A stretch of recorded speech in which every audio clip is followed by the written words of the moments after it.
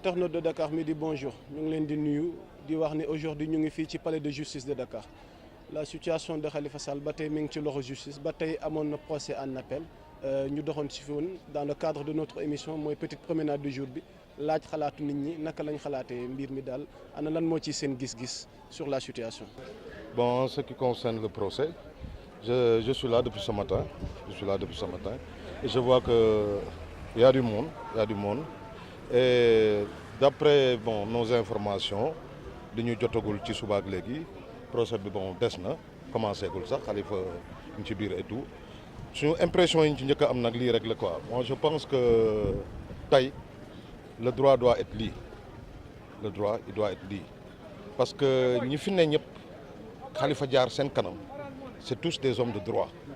Je pense que war nañu mën a lire droit waaw tey nag bu fekkee dégg nañu leneen lu dul droit damay xam ne rek gars yi ñu ngi ci lancé bi ñu nekkoon rek mooy museler Khalifa Sall bañ mu bokk ci élection yi. Et je vous dirai, je suis sûr et certain que Khalifa il fait partie des élections, il va gagner les élections ñoom dañ koo xam ils le savent très bien tey nag mobilisation bi baax na nit ñi ñëw nañ taxaw.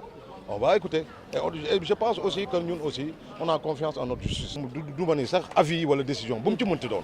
peu importe bu mu ci mënti doon. ñoom ils sont pas prêts à respecter ces trucs de la CEDEAO. mais tey je donne un exemple. keroog bi ñuy dem di sogg Yaya Jammeh di ko fekk dëkkam di ko bundu xataal. di ko génne dëkkam. di rey ay ñoñom.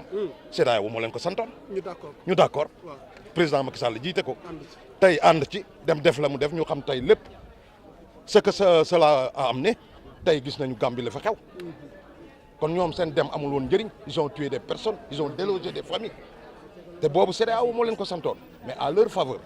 Et puis li ma mënul comprendre aussi ñu am tey benn haute juridiction bu nga xam ne ñoom tey dañu waroon nekk tëddee njaaxaanaay defuñu ko ñoom it ñu ngi toog ci ay bëgg-bëggu Macky Sall mais je suis sûr et certain que Khalifa bis bu toogee incha allahu rabbi yii yëpp dana fi jóge.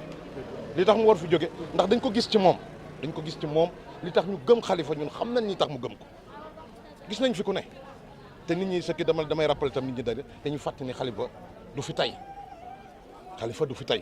Khalifa bokk na ci gouvernement yi ba ci gouvernement Senghor sax Khalifa bokk na fi il était très jeune ñu bëri sax xamuñu si yooyu am na expérience gouvernement xam na lan mooy état nekk na nit ko xam ne tam am nañu yaakaar ci moom mais tey daal li ñu fi indi teg ñu fi ñëw fi ñun ñëpp taxaw dañu yaakaar que le droit sera lié. C'est ça le problème avec les gouvernants, en fait avec les États africains.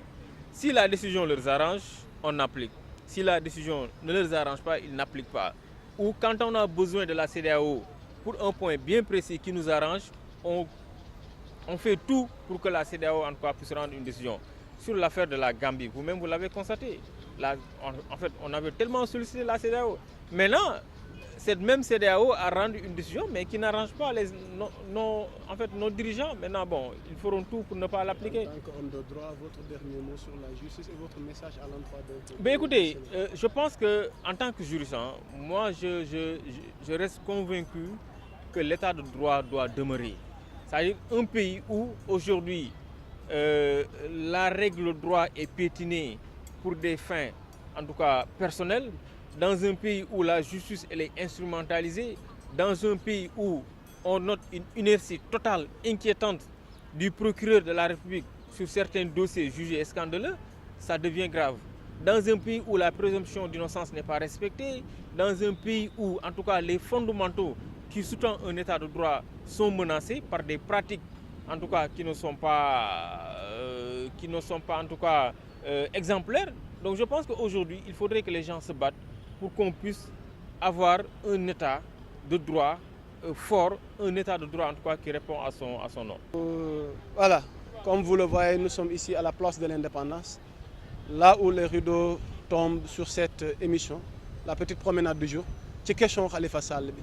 Certains pensent que voilà, il y a de la politique yi nga xamante ni daf ci rax ba tax na justice Sénégal fi mu ne nii mënut a jox Khalifa dëgg parce que arrangé wul Macky Sall waa Khalifa yi ñoom jàpp nañ ni dinañ am dëgg te Khalifa dina présenté wu ci élection yi quoi qu'il en soit dégg ngeen intervention ñi ñu dajal wax ñu seen xalaat ci mbir mi fa la ñuy jaaree rek di leen jox dig daje ci seen petite promenade du jour ëllëg.